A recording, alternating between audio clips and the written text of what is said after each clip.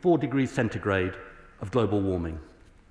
Now national commitments imply 2.6 degrees of warming, or global warming below 2 degrees if countries meet their full climate targets. We remain way off track from where we need to be as a world, but we in this country have helped make a difference across parties. In 2008, this House came together to pass the world's first Climate Change Act under a Labour government supported by Lord Cameron and the Conservative Party and parties across this House. Mr. Speaker, thanks to the power of our example, now nearly 60 countries in the world have similar legislation. In 2019, under Baroness May, the UK became the first major economy to legislate for net zero by 2050, supported by the Labour Party and parties across this House. Now in part thanks to the actions at COP26 in Glasgow, including the leadership of Lord Sharma as president of the COP. 80% of global GDP is covered by net zero commitments. In 2021, England became the first country to introduce a legal duty to halt species decline by 2030, led by Boris Johnson and supported by parties across this House. Now 196 countries are signed up to the Global Biodiversity Framework to halt and reverse nature loss. Mr. Speaker, the lesson is clear. The choices we make as a country have influenced the course of global action, and in doing so reduce the impact of the climate and nature crisis on future generations in Britain. To those who say Britain cannot make a difference, I say you are wrong. Stop talking our country down. British leadership matters. We also know that climate and nature action has huge potential upside, and not just for future generations. It has the potential for better lives today in energy security, lower bills, cleaner air, good jobs, better health and well-being, and improved access to nature. So this government believes in sticking to our traditions as a country of climate and nature leadership. Indeed, turning away now, at this moment of all moments, when the threat and opportunity are clearer than ever, would be the greatest dereliction of duty and betrayal of future generations. That is why one of the government's 5 missions is to achieve clean power by 2030 and accelerate to net zero across the economy. That's why at COP29 we announced a 1.5 degree aligned target for 2035 based on legislation passed under the last Conservative government. That's why we're driving forward on our commitments to protect 30% of our land and seas for nature and halt species loss by the end of the decade. UK's history at the spending review, which will drive jobs across the country. And because the actions we need are not just about government, we are also determined to help communities take climate and nature action in their own areas, from driving the expansion of local and community-owned clean energy projects through Great British Energy to supporting mayors and local government to accelerate action. And at COP30 and beyond, we're determined to once again use the power of our example to work with others to uphold the objectives of the Paris Agreement, including with ambitious climate targets, action to accelerate the clean energy revolution, and protection of nature and forests. But, Mr. Speaker, as I've said, action on emissions is not enough on its own. We must also protect the British people from the impacts we already see and, sadly, the greater impacts we are likely to see in the future. This work, led by my right friend, the Environment Secretary, requires action across society, from homes and buildings to critical infrastructure to our natural environment. We are now delivering Britain's largest ever flood defence programme, investing £7.9 billion over the next decade in flood barriers and nature-based solutions like wetland restoration. This comes alongside pioneering local nature recovery strategies with measures like tree planting and peat restoration that deliver adaptation and nature recovery together. And in my department, as we drive forward on our plan to upgrade millions of homes, we've consulted on expanding the boiler upgrade scheme to include air-to-air heat pumps, which can offer cooling as well as heating. But, Mr. Speaker, I need to be candid with the House. We know this is just the beginning of the reckoning we need about how our country needs to adapt across all parts of society in the years to come. And this government is determined to put climate resilience at the heart of our decision-making. Mr. Speaker, let me close by saying that we've been at our best in this House when we've worked across parties on these issues. I want to thank the honourable member for South Cotswolds for introducing the Climate and Nature Bill, my honourable friends and members for Sheffield Hallam and Leeds Central, and Headingley for our discussions earlier this year and the run-up to that bill, as well as the other co-sponsors who highlighted the need for today's statement. And let me take this opportunity to pay tribute to current and former members across the House for their tireless advocacy on climate and nature. And Mr. Speaker, I'll end by saying this. The safety of our citizens, our natural world, the country we pass on, is not a Labour cause or a Conservative cause or that of any other party. It is a British cause. It is a cause of us all, and a cause that requires all of us to consider our responsibilities to the generations of today and the generations to come. And I commend this statement to the House. Secretary of State Andrew Barr.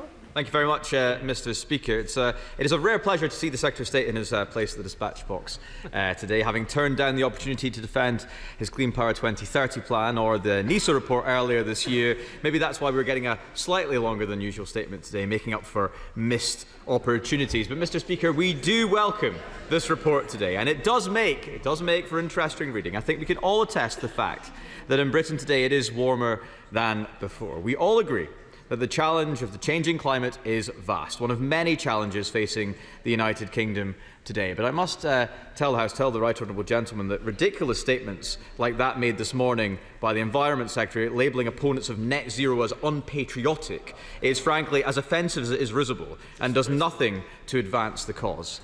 I must also add mine and many others' growing sense of unease at the language emanating from those around the Net Zero Secretary, accusing anyone who dares question the policies or plans being worked on by his department as being deniers or being supportive of an end to our British way of life. We need to bring back a sense of rationality, of proportion to this debate, because out there, language like this is alienating more and more people from the important cause of ensuring that the planet we pass on to our children and theirs is in a better state than the one we inherited at the minute.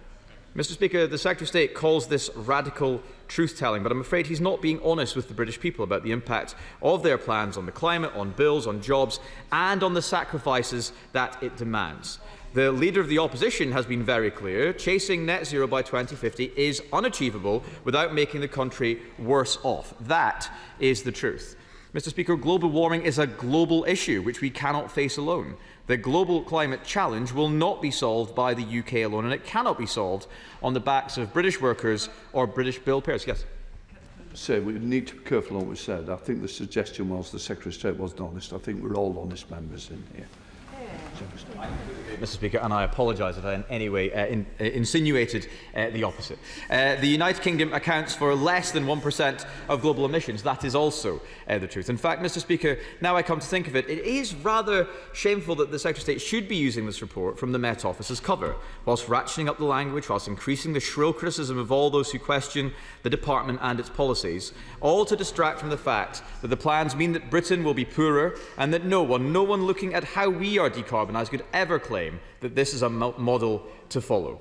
We are proud to have been a world leader, but it isn't a race. You don't give way in a statement, but it isn't a race if nobody else is running. If we are leading the way, we need to make sure it is a path others will follow. We must decarbonise in a way that creates energy security and prosperity, rather than forcing industry abroad and impoverishing the British people. Why is that so hard for the party opposite to understand? Now, we see in the Met Office's report that the demand for cooling has approximately doubled, a strong case for introducing more air conditioning into homes, improving comfort and reducing the burden on the health system during heatwaves. So, whilst I welcome his commitment to expand the boiler upgrade scheme to include air-to-air heat pumps, which, as he says, offer cooling as well as heating, can I urge the Secretary of State to speak to the Mayor of London and get the ridiculous restrictions on air conditioning units in new builds in London removed? We must move away from this poverty mindset on reducing energy usage. Paying solar panels to switch off whilst refusing to absorb that excess to demand to cool homes is truly ridiculous. It's time to take the global scale and nature of this challenge seriously. Offshoring manufacturing like ceramics does not solve global warming, but it does make Britain poorer. It does make Brits unemployed. To build this government's 1.5 million new homes, we will be using more bricks than at any time since the Second World War. But thanks to this government, fewer than ever before will actually be made here in Britain. Perhaps on his recent visit to the People's Republic of China, whilst admiring their fast-paced build of new renewable generation and new nuclear low-carbon energy on an unseen scale, he was able to reflect on the factors enabling this. The opening of 2 new coal-fired power stations every week, the cost of industrial energy in China less than a third of our domestic cost. We cannot innovate, manufacture, create growth and prosperity whilst energy costs are killing manufacturing. Mr. Speaker, I'm afraid that this government's plans will drive up the underlying cost of energy to industry, and Britain will be paying the price. Only a year ago, Labour candidates were trotting out lines on how they would cut bills by £300. Since then, network charges, which account for 22% of an energy bill, have risen by over £100 as a result of the rush to build out the grid for new renewables. Cornwall Insights, an independent energy analyst, have called for the Secretary of State to be transparent about what the money is being spent on. The principal consultant urged the Secretary of State to be honest with the public about the impact of net zero policy costs on bills.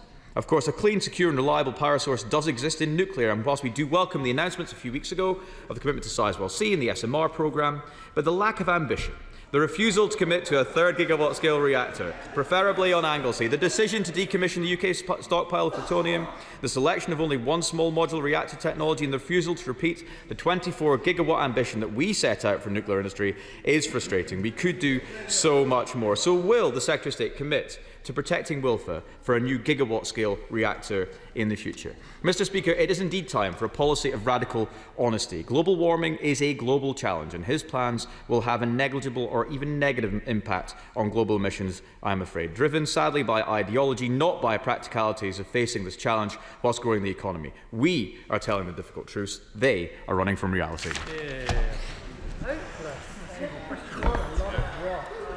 I mean, I'll be honest, Mr. Speaker, I just feel incredibly sad to listen to the honourable gentleman, and not in a good way. I mean, the trouble is, we're in a situation now where the Shadow Secretary of State goes into hiding when there's a statement about the climate crisis, because it's just too embarrassing to try and articulate the government's the opposition's position. And look, the central chasm at the heart of his response is that he and his colleagues have taken the decision to abandon 20 years of bipartisanship when it comes to climate. I said one of the great strides forward was Theresa May's net zero by 2050. Now he's trashing it and saying it was a disaster. And let's be honest, it is grossly irresponsible, because we're expected to believe that the reason that they're doing it is because they know 25 years in advance of that target that it can't be achieved. But they can't possibly know that. Indeed, the Climate Change Committee says exactly the opposite in their latest report. He says he's worried about costs, but actually all the evidence is delaying action costs more, not less. The CCC says net zero will cut energy bills and the costs of motoring. And then we don't even know whether they want a net zero target at all or no net zero target ever. And he said something about the other week about this isn't based, as I read his interviews with Kerr, in my spare time. He said something about it's not based on the science, net zero by 2050. He is absolutely wrong, because this is what the IPCC said, the international body, in model pathways with no or limited overshoot of 1.5 degrees. Global net CO2 emissions declined by about 45% from 2010 levels by 2030, reaching net zero around 2050. The point is, net zero was a target that Theresa May adopted, driven by the science. So what are they? They are anti-science, they are anti-jobs, they are anti-energy security, and they are anti-future generations. And I have to say, I can't put it better than Theresa May, and he should be quiet because he used to work for her. I can't put it better than Theresa May, and this is what she said. Theresa May, she was a former Conservative Prime Minister just 5 years ago. Those of us who advocate accelerating our progress towards net zero emissions are labelled fanatics and zealots. Ironically, the name-calling often emanates from ideologues at the political extremes or from populists who offer only easy answers to complex questions. I couldn't put it better myself, Mr. Speaker. Chair of the Select Committee. Thank you very much. Thank you, Mr. Speaker. Thank you. Look, Select Committees look at the evidence. We follow the evidence. We make recommendations on the evidence.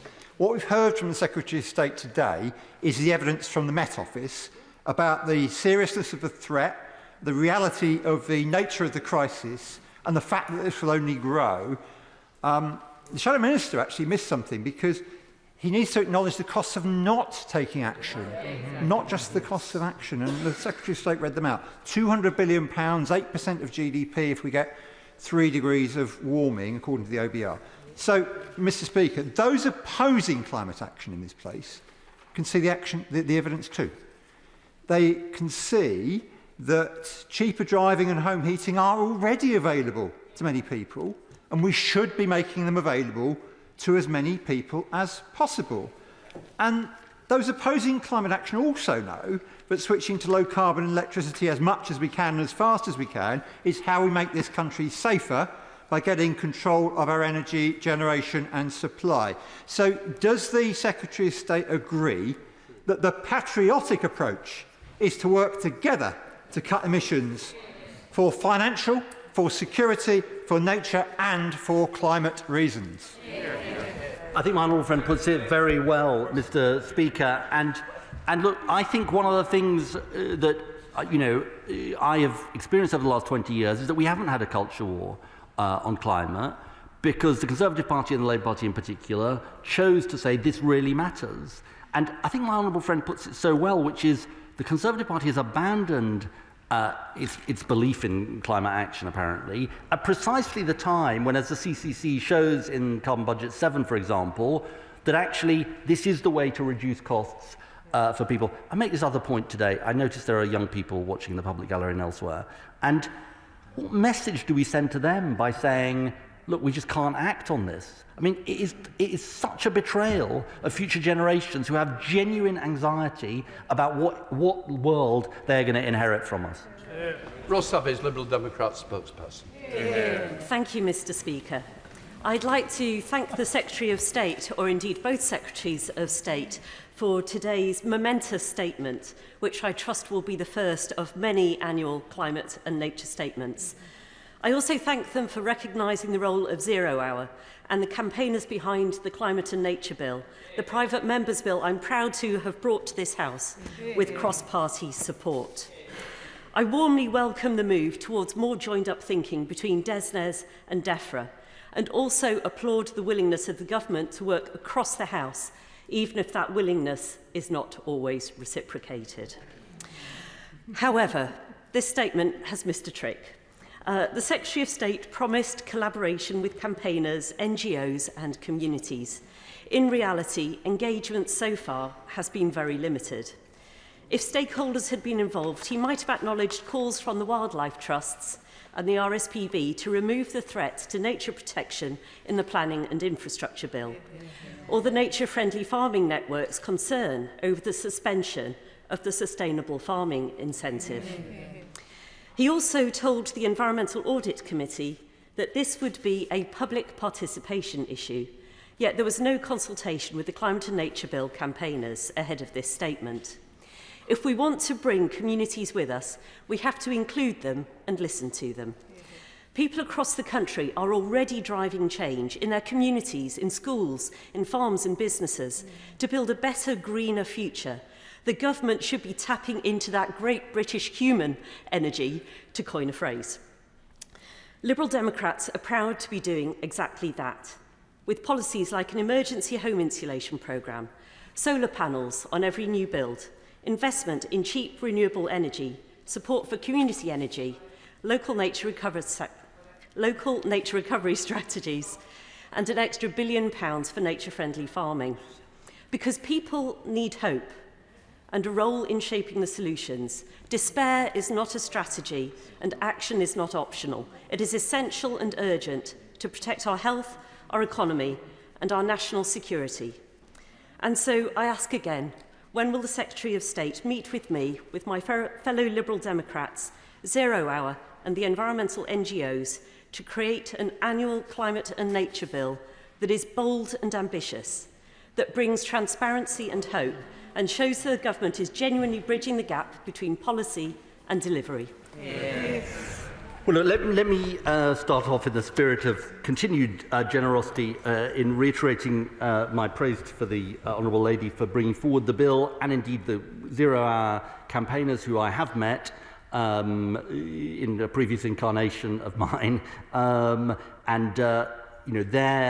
their role over a long period in pushing forward the bill has been important. Very happy to meet her and the campaigners, and indeed this is going to be, as she knows, this is going to be a continuing process, as I discussed with her, and happy to take forward those discussions. Let me just address the substantive point she made about climate and nature, because I think it is important. Look, what this government is striving to do is to build the low carbon energy infrastructure we need in a way that is nature positive.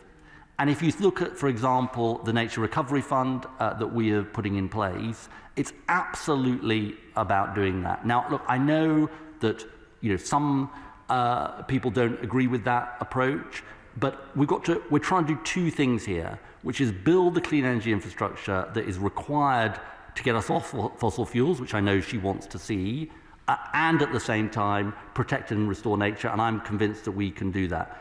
I think the point I would end on, I just urge her to think, if we're going to fulfill our net zero ambitions, and these are stretching targets, we do have to build this infrastructure. And I say to all members of the House, the easy thing is to say no, but the right thing to do is very often to say yes to the energy infrastructure we need. Billings. Thank you very much, Mr. Speaker.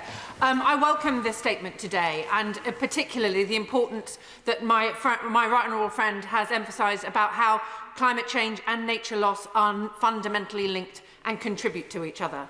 I'd also like to remind the House that after the National Health Service, the thing that this country loves most is its natural environment. Yeah. And understanding the vital role that nature itself plays in tackling climate change will be absolutely vital in the years ahead.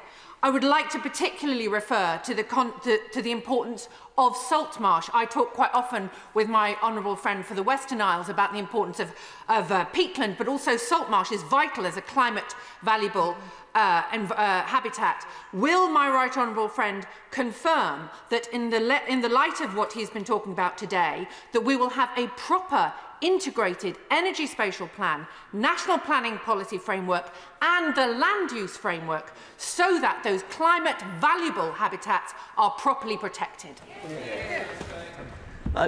My honourable friend speaks with great authority and indeed conviction on these subjects, and she's absolutely right about the role of nature. I would also add, I'll come to her question in a second, but I would also add the biggest threat to nature that we face is indeed the climate crisis. And the figures I read out from scientific authorities show the scale of the threat that's already there to our countryside. And as I said in my statement, the threat is only going to get worse. On the land use framework, we're currently, I think, having been consulting on this, and we're going to come up with a final document later on this year. But she makes an absolutely crucial point about the need for coordination of the land use framework, the strategic spatial energy plan, which together mean that we use our land in a sensible way and that we build the energy infrastructure we need. I agree with the Secretary of State that it is very important that other countries follow our example. And can he tell us, of the 5 countries which are the worst emitters of greenhouse gases, emitting over 50% in total, namely USA, Russia, Brazil, India, and of course China, how many of them have adopted similar legislation, and what hope does he have that those 5 in particular will follow our example? Well, he asked a good question. Let me give him 3 examples of those 5. India has a target of 500 gigawatts of renewables by 2030 and a net zero 2070 target. China now has nearly half of the world's renewable capacity, is committed to peaking its emissions before 2030, and they have a net zero 2060 target. But of course I want them to do more, and Brazil has set out an ambitious NDC. So I think it's right that he asked this question. And I think I'm right in saying that as of March 2025, fossil fuels accounted for less than 50% of electricity generation in the US. So, look, not every country is going at the same pace, but I think if you look across the world, and there are countries that are more sceptical, but if you look across the world, there has just been a decisive shift over. I was Climate Change Secretary in 2008 to 2010. Net zero wasn't even talked about. I mean, there has been a transformation in the extent to which countries are taking this seriously. Can I just say, I really do want to get everybody in, so I need a lot of help from the front bench to speed things up. I'm sure he wants to do that.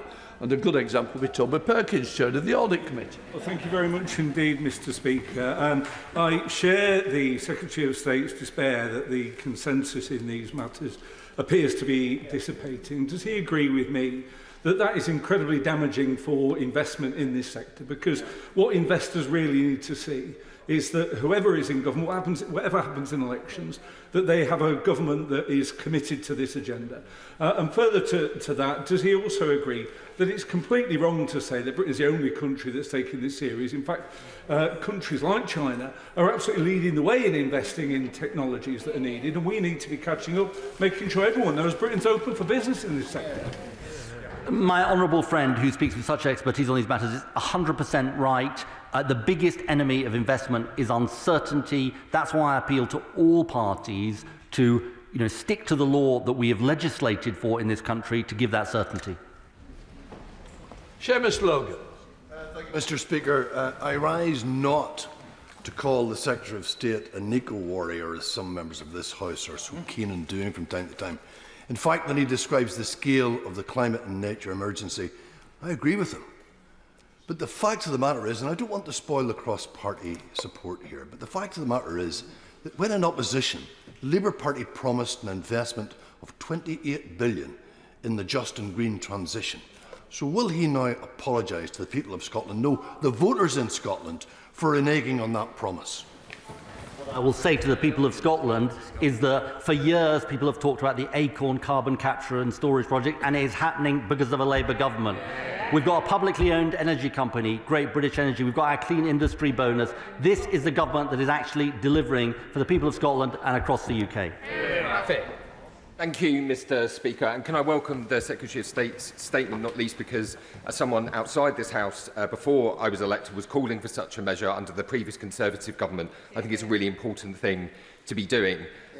Not least because I think it underscores the government's approach to clean energy and wider climate action to tackle and mitigate those many climate impacts that many of us are already seeing. We've just come off the back of 3 heat waves, to lower bills, strengthen our economy, and yes, in a patriotic way, ensure our national security.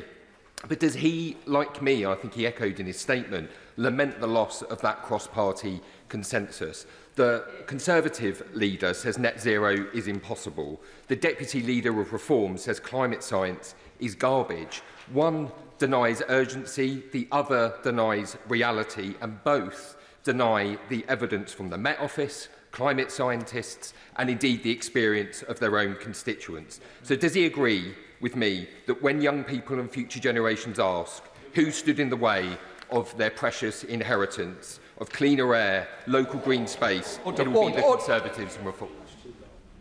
Please, I need you to help me to get colleagues in. All colleagues from both sides want to get in this, otherwise it's not going to happen. Secretary of State. That bit was great, though. My honourable friend is like so right about this, and it's not where the British people are. The British people want action on climate. They don't want a culture war. And, frankly, wherever you live in the country, you want to pass on a livable country to your kids and your grandkids.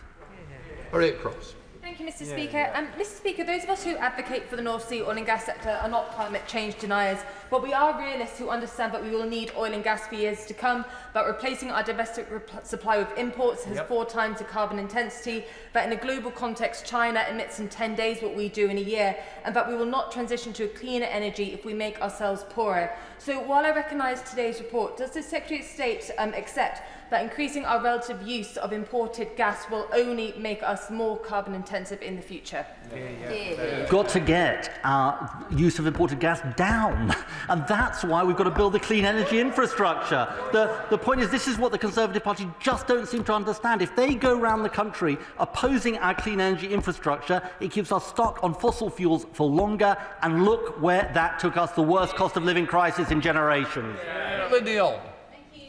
Mr. Speaker, the Secretary of State will know that my constituency, more than most, knows what it means to host clean energy infrastructure. However, the failure of the cross-party consensus is giving rise to quite a lot of concern in my area, because we are facing job losses at LOR Prax. Can the Secretary of State please give some reassurance to those hundreds of workers that are facing a very uncertain time that this is not as a result of a move towards clean energy, but is as a result of mismanagement by the owners of that company? My honourable friend speaks about an important issue, and I am deeply concerned for those workers and their families. And there are serious questions to answer about the running of that company and how it ended up in this state. That's why I wrote on the day that the insolvency happened to the Insolvency Service to ask to look into this matter, because I think those workers have been badly let down by the company. Tim Farron. Mr. Speaker, nobody knows better than farmers the reality of climate change and the importance of tackling it immediately. It is bizarre that their expertise has been ignored by people. We should stand with them. Extreme weather conditions are a threat to animal welfare, to agricultural productivity and to farm business survival. We desperately need a food security strategy. We only produce 55% of the food we eat already in this country. So how will he help our farmers to be resilient against the twin threats of drought and flooding? Well, the honourable gentleman, right honourable gentleman, speaks with sort of great expertise on this matter, partly because of his local constituency. I think he's absolutely right about the threat to farmers' livelihoods, which I talked about in my statement, from the climate crisis, and the need for food security. I know it's something that my right honourable friend takes incredibly seriously, and indeed the whole land use framework is partly making sure that we have the land we need for our food security. I want to thank my right honourable friend for this statement. I've waited 14 years for it, and I look forward to the next 14 years of it being given to this House. One of the key drivers of climate change, of course, is deforestation. One of the key drivers of deforestation is cattle ranching and soy production. And one of the key drivers of cattle ranching and soy production is the City of London finance, which is used to bankroll what is happening. What restrictions can he bring in against the financial designs of the city to make sure that we are stopping this at source? Well, my honourable friend raises an important issue about the potential role of the City of London, and I think also the potential positive role of the City of London. One of the things that we are consulting on at the moment is transition plans, mandatory transition plans for large companies and financial institutions, including in the City of London, precisely so that we can make sure that the investment goes in the right places. Ramsey. Thank you, Mr. Speaker. Can I welcome the Secretary of State's statement, including on the importance of Britain showing leadership and of us rebuilding cross-party consensus. But even if we haven't quite got cross-party consensus on the need for transition to a green economy, does he agree that the fact that we've seen hundreds of deaths just in London in the second heat wave of the year, the fact that our farmers are facing the driest start to the year in my lifetime, the fact that people around the country have suffered from floods in recent years, does he agree that the need for us to show resilience in the face of a changing climate cannot be a political football? And if so, would he support a sixth government mission on ensuring that we're protecting the British public from the changes in the climate? Well, look, on the last bit, it's very much part of our mission to, as we tackle net zero, to do what he says. I think the first part of his question is very, very important, though, which is, you know, when I listen to some folks in this House, you know, we see it all around us. I mean, it's not like we're gazing into a crystal ball because some set of boffins have told us that something bad might happen in the future. It's happening now. I mean, the idea that we're a country with wildfires in Surrey and in Scotland, I mean, if you'd said that 15 years ago, people would have said you're mad. And there's no way that's going to happen. We're not going to have wildfires in Britain, he'd have said. So I think the honourable gentleman speaks very well about something very, very important. We need to look at with our own eyes at what is happening. Ruth Cadbury. Thank you, Madam Deputy Speaker, and I also very much welcome the Energy Secretary's statement today. Madam Deputy Speaker, adequate EV charging infrastructure, depot charging and onshore power for shipping are all critical to the government's net zero challenge. Businesses and providers across the transport sector making investment decisions now need a route map. So what steps is the Energy Secretary making to prioritise grid connections, and will he commit to reforming the grid queuing system so that projects essential to decarbonise our transport sector are brought forward more quickly?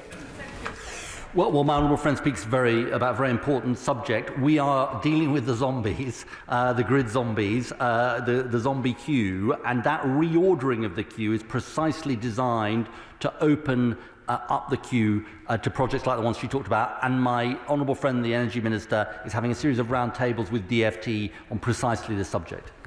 Hester McVeigh. Thank you, Madam Deputy Speaker. The Secretary of State has said that he wants to tell some hard truths. So can he tell the House directly, without spin and waffle, and without dodging answering these questions, how much, in cash terms, would it cost the UK to get to net zero? Who would pay the cost, and how much would the UK getting to net zero reduce global temperatures by? All of these details are set out in the Climate Change Committee report, which she can look for herself at the carbon budget. In carbon budget 7, they are set out, and actually the costs of getting to net zero have been coming down, actually, because when I set the 80% target, that actually the costs of getting there, according to the Climate Change Committee, were actually higher than they are now to get to net zero. But I just make this point gently to her. The costs of inaction are much greater than the costs of action. Henry Tufnell. Deputy Speaker, and can I commend the Secretary of State for his statement? Yeah. And I share his view that we have a responsibility for generations to come, and that my constituents want to be part of that just transition. So can I ask the Secretary of State that he is also committed to that just transition that protects jobs and prevents decarbonisation through deindustrialisation? Well, my honourable friend is absolutely right about this, and we've got to make sure that as we take this journey, we do everything we can to protect existing industries and workers and give them the smooth transition. And the way we do that is by ensuring that we have levers through government to intervene to make that happen, whether that is Great British Energy or the National Wealth Fund or our Clean Industries bonus to create the jobs of the future. If I can give the example of the North Sea, 70,000 jobs have been lost in the North Sea in less than a decade because it's a declining basin. The answer has got to be to create those jobs of the future, and that's what this government is determined to do. Callum Miller. Thank you, Madam Deputy Speaker. The impact of climate change is being felt today in my constituency of Bicester and Woodstock. At Pegtop Farm, they are racing to bring in the harvest after such a dry, hot spring when they expect yields to be less than half what they would normally be. On the 23rd and 24th of September last year, we had extensive surface flooding, which flooded many homes at the time. So can the Secretary of State set out what share of the flood defence budget will deal with surface rather than river flooding? And how would he characterise the relevant responsibilities of national and local governments, developers, water companies, insurers and householders? Well, he asked a complex question. I think I might volunteer my right honourable friend to write to him so that I get it right. But it's something I know because he was whispering to me the answer. It's something he takes very seriously. Sarah Owen. Thank you, Madam Deputy Speaker. I want to thank the Secretary of State, not just for his statement today, but his continued commitment to tackling the climate and nature crisis facing us. He said it was something that we must all tackle together, and there is a huge part of our communities, the faith communities, that want to do exactly that. So while we welcome Great British Energy's rollout of solar panels on hospitals and on schools, could he outline any support for religious buildings that also want to do the same? Hear, hear. So following the successful rollout to schools and hospitals, we've now got a lot of requests to expand this scheme, and I'm very enthusiastic about doing so, and it's something we're looking at. Sir Bernard Jenkins. Thank you, Madam Deputy Speaker. Can I just say to the Secretary of State, I'm as passionate as he is about achieving net zero across the world and about the decline in species in our natural environment. But that can't be the only thing we worry about, because I don't know whether the Secretary of State's had time to read the Fiscal Risks and Sustainability Report produced last week, which shows that achieving net zero will, and I quote, at 21% of GDP is the cost to the public exchequer of that. And we know that there's an argument going on inside the government and inside the Labour Party about this very issue, and it's a question of balancing the risks. Because if the government runs out of money because it's overspending, there won't be any money to spend on reversing climate change. I have read the report, and the bit he didn't mention is it says that if we end up in a 3-degree world, we add 56% of GDP to net debt. That is the cost of inaction. You see, this is the point. Nick Stern did a report, Lord Stern did a report in the 2000s, which said the costs of inaction are greater than the costs of action. And this OBR fiscal risks report sets out very clearly. We lose 8% of our GDP by 2070 if we don't act. And so, of course, there is a cost to acting, and they say there are different scenarios for public investment, private investment, from acting. But the evidence in that report could not be clearer about the costs of inaction, and they're far greater than the costs of action. Joe Morris. Thank you, Madam Deputy Speaker. And I was privileged to host a net zero roundtable in my constituency. Many from a wide variety of political backgrounds who were all appalled to see net zero become a political football and part of an ongoing culture war on the right. So will the Secretary of State join me in recognising the important work of organisations like Comes Off Net Zero, like the North Tyne Climate Action Group, in bringing together widespread support for net zero, putting it into our communities and embedding it across the body politic?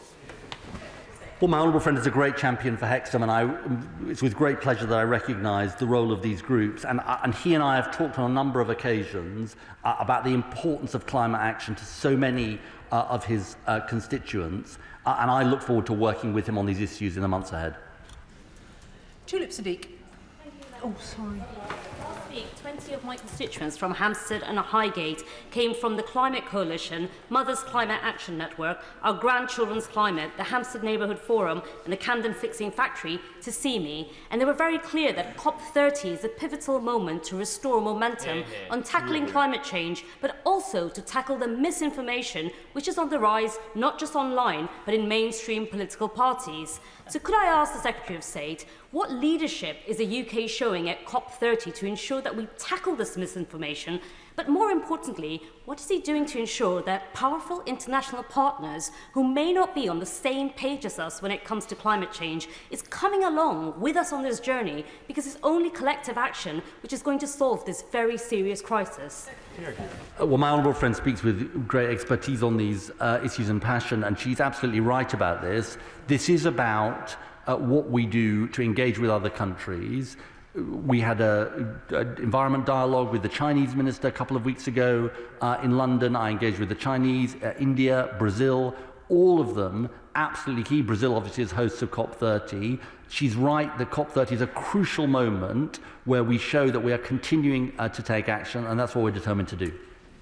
Simon Hall. Thank you, Madam Deputy Speaker.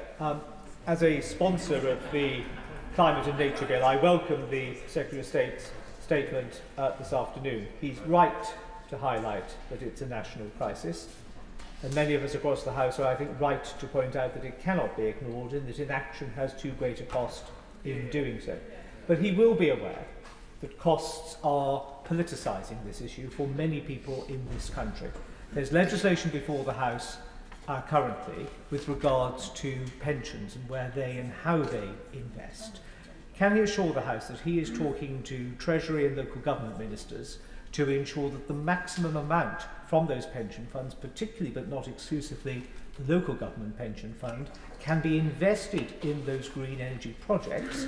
It will widen the investment base and therefore hopefully will reduce costs, depoliticising the issue and seeing the greening of our energy generation that we all want to see.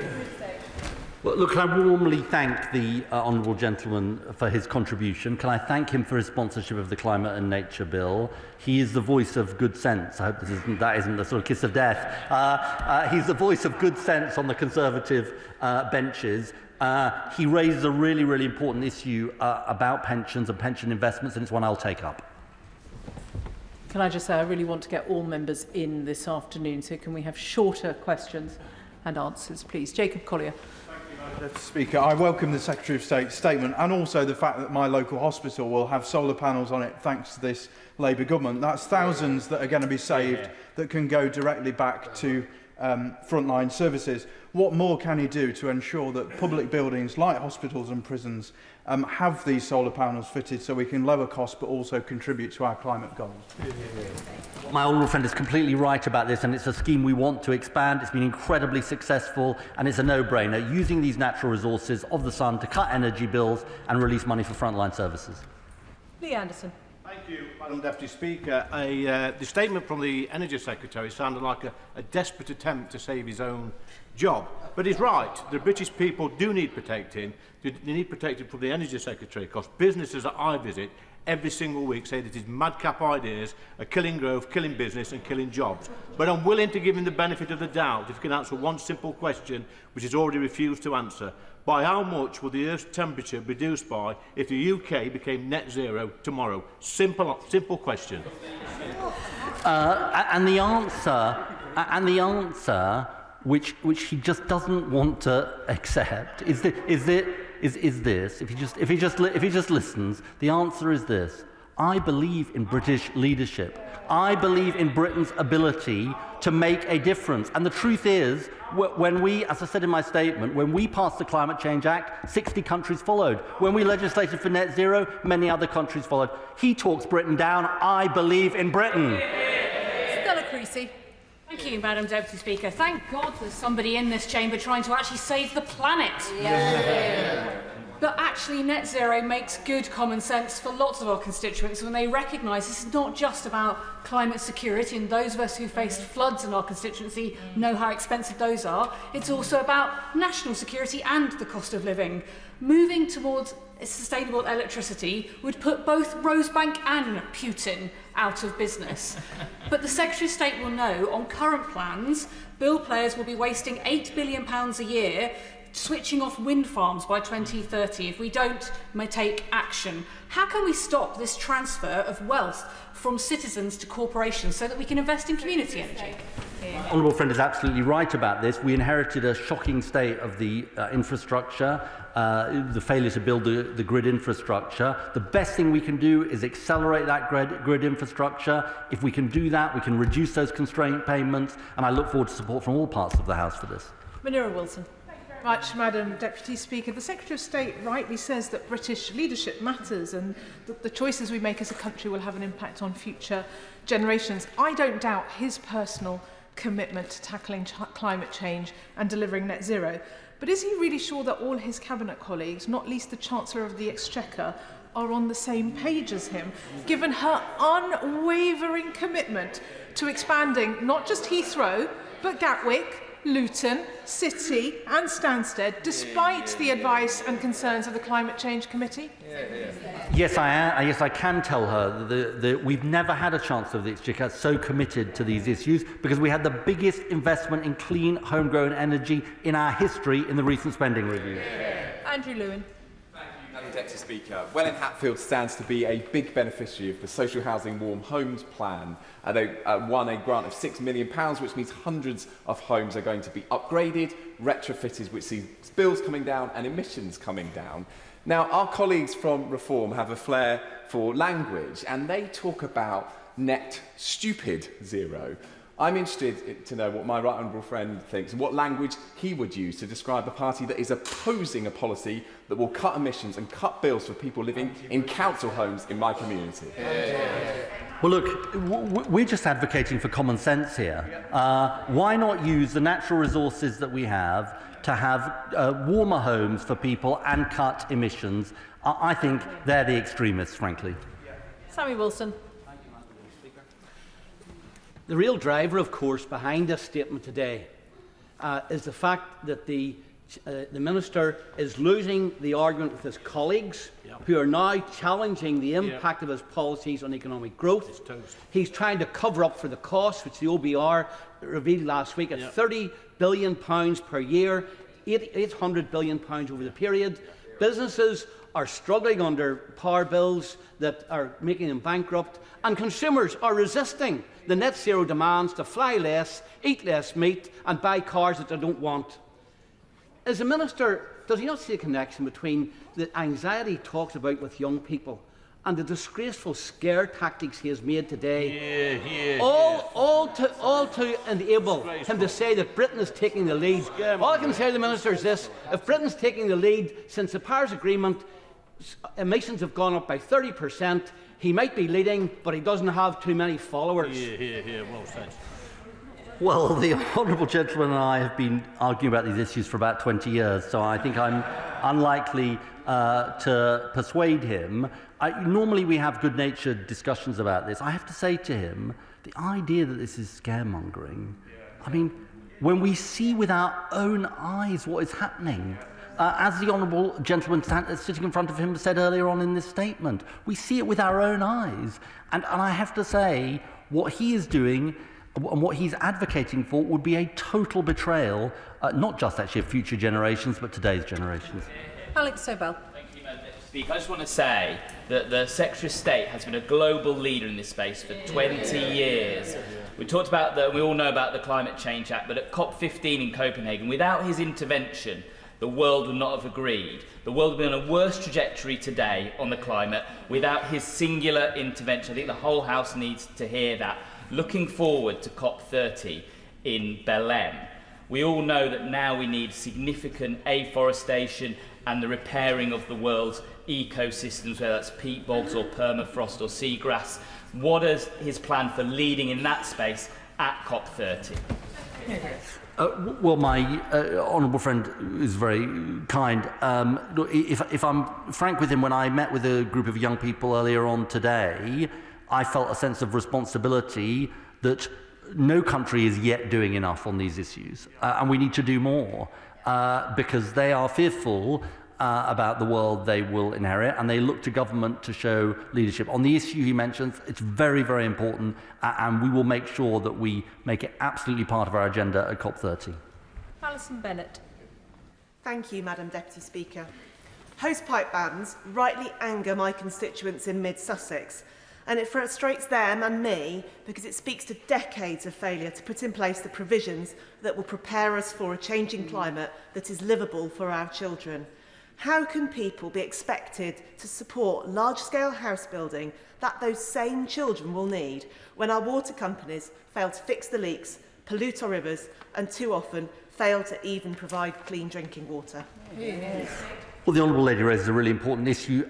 My right honourable friend has commissioned a review of the whole system of regulation of the water companies. It's also the case we haven't built a new reservoir in Britain. I think I'm right in saying for 30 years. We have plans for 9 new reservoirs as part of answering the issue she raises. Alistair Strathern. Madam Deputy Speaker, I had the real pleasure of visiting York Road Nursery School in my constituency this morning to celebrate with them their securing of Green Flag Eco School status, with distinction, no less.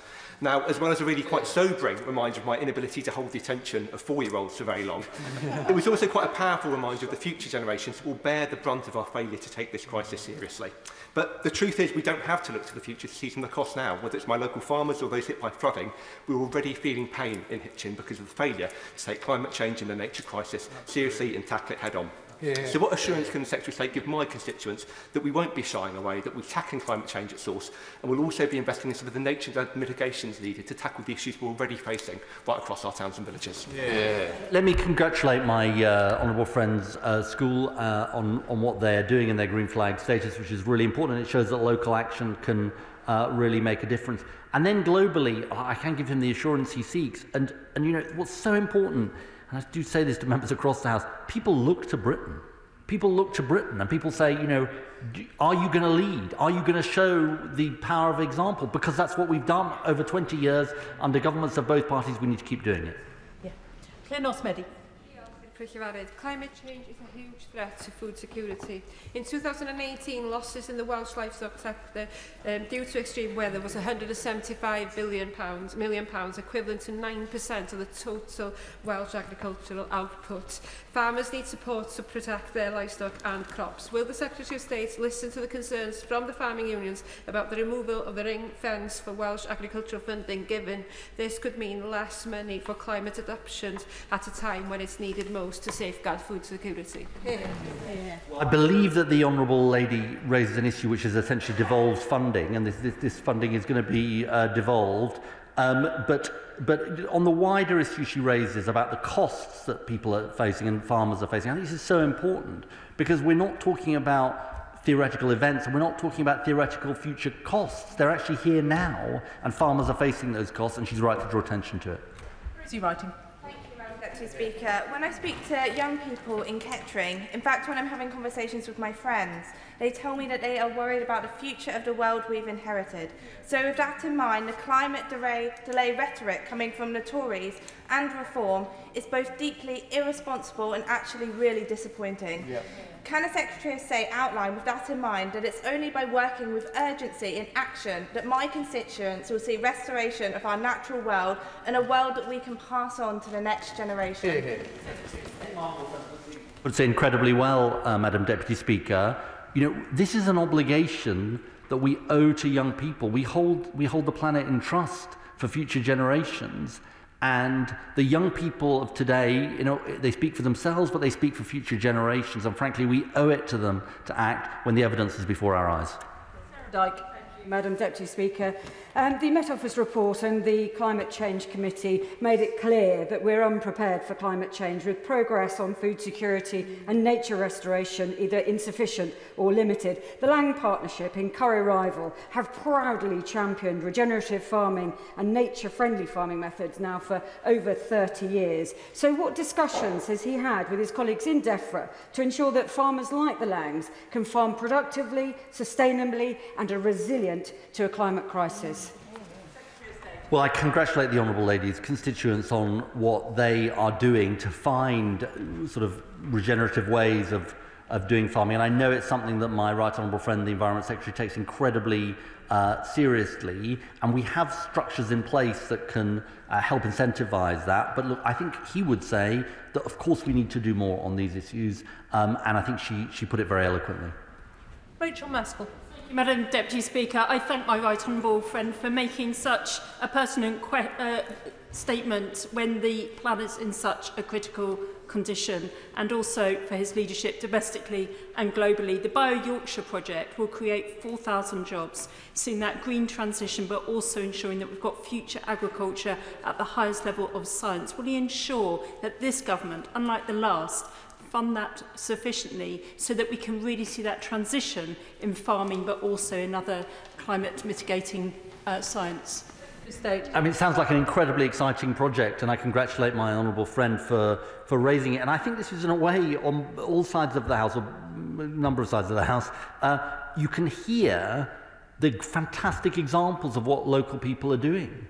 And in a sense, I think that should be our inspiration. Government is trying to do its bit, but local people in communities across Britain are doing theirs as well. Sean Davis. Tackling climate change is a top topic amongst children and young people when I visit schools and colleges across Telford. Switching to renewables is a top topic amongst employers. He wants to reduce the cost of supply to their energy. And renewable companies tell me about the fantastic well-paid jobs that are available. Climate security, environment security and energy security is national security. Does my right honourable friend have a single reason as to why this is not a key mission to rebuild Britain and protect our planet for generations to come? Secretary of State. I think my honourable friend is absolutely right, and I think this emphasis that he makes on national security is so important.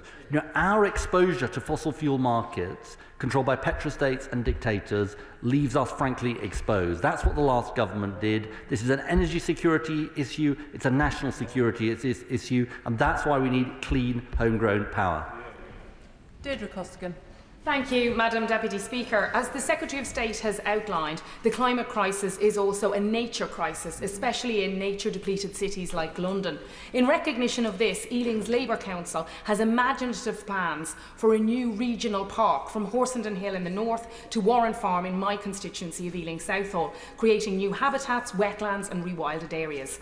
So does the Secretary of State agree that this government's new Nature Recovery Fund could help support initiatives like Ealing's Regional Park, and that, in contrast to the piecemeal approach of the previous government, the fund will allow a more strategic and effective approach to restoring our natural environment? Secretary of State. I think my honourable friend is right about this, and actually if we think about the recent hot weather, access to green spaces is like a massive issue, and it's a massive issue of inequality, because in certain parts of the country people have that access, and in certain parts of the country they don't. And I think the project that my honourable friend talks about sounds incredibly important.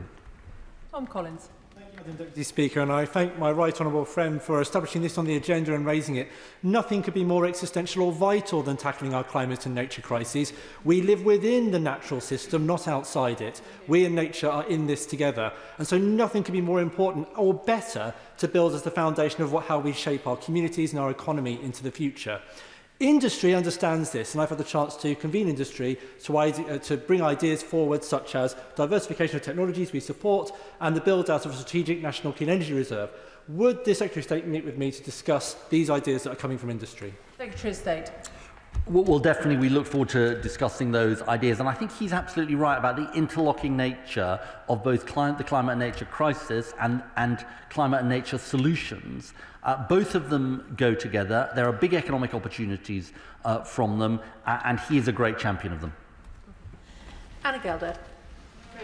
Madam Deputy Speaker, does the Secretary of State agree that rural and coastal communities are on the front line of the climate and nature crisis, and that investment in clean energy, in nature recovery and in resilient infrastructure is not only essential for protecting areas like South East Cornwall, but also for unlocking new jobs, strengthening my local economy and ensuring our future national security? Well, my honourable friend was a fantastic champion of these issues in her previous incarnation, and she is a fantastic champion of them in her current incarnation as well. And I know, her constituency and the work she is doing is absolutely about what she's talking about, and I couldn't agree with her more. John Slinger. Thank you, Madam Deputy Speaker. Rugby Borough Council and Warwickshire Wildlife Trust are hosting a Nature in Focus event this Sunday, and they're partnering together to buy trees for farmers to plant. And in December 2024, my right honourable friend joined me to visit the urban and civic-led Halton development, where we saw Francis Jackson Homes fitting air source heat pumps to their new build homes. We talked of our hope to go further. So does my right honourable friend agree that through the Future Homes Standard, which ensures that the vast majority of new builds will have solar panels, we are showing that a Labour government and indeed Labour-led councils actually believe in the concept of government and in taking responsibility, and that we can actually change things for the better for future generations? I wish him luck with the event on Sunday, which sounds important, and he's absolutely right about this. The whole Warm Homes plan for millions of people is about cutting their energy bills, creating warmer homes and cutting emissions, and they go together. Tracy Gilbert.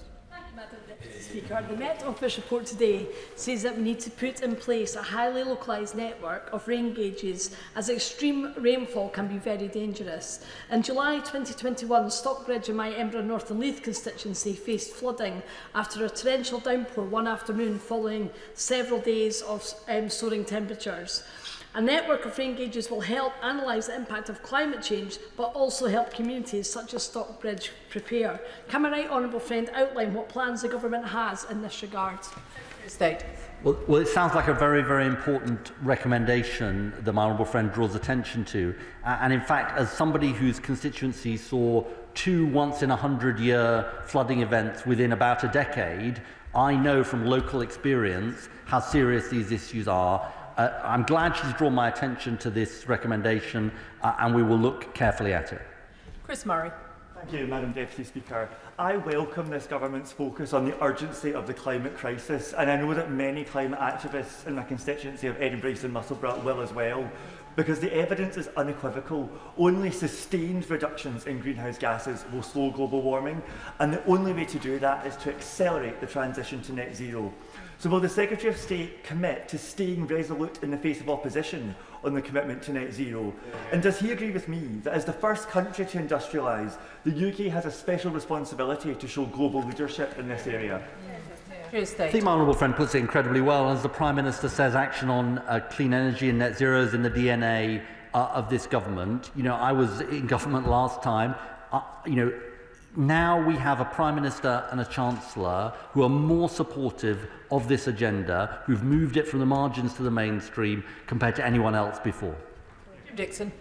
Thank you, Madam Deputy Speaker. Can I warmly welcome the Secretary of State's statement and particularly his encouragement for members right across this House to support the government's efforts to reach net zero by 2050 and indeed any future government who maintains that commitment.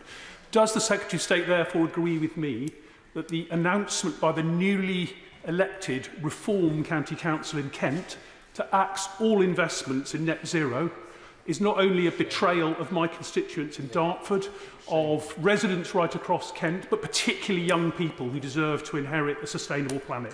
Secretary of State. My honourable friend is absolutely right. I wasn't aware of this announcement, but it sounds like it's anti-jobs, it's making people poorer, and it's a betrayal of future generations. Chris Vince. Thank you, Madam Deputy Speaker, and I thank the Secretary of State for his really important statement to say. And can I say to him really gently, I was a Miller fan before it was cool. When I visit schools in my constituency of Harlow, including the wonderful Freshwaters Primary School I visited on Friday, and the Downs School, where one young child asked me about the declining number of blackbirds, the #1 issue that students raise is climate change. What would the Secretary of State say to young people in Harlow about the action he has taken to protect my constituents who will face the cost of inaction themselves? Well, I thank my honourable friend for his kind words. Not quite sure how to deal with them. It's a tough one. Look, on reassuring his constituents in Harlow, I think it's been so interesting, Madam Deputy Speaker, hearing people across this House talk about these issues and their own constituents and the strong feelings there are. I'd say to young people in Harlow and people across Harlow that this is a government absolutely committed on these issues. We are determined to ensure that they inherit a livable planet. And I thank the Secretary of State for his statement this afternoon. I'm going to allow a couple of moments for the front benches to change over.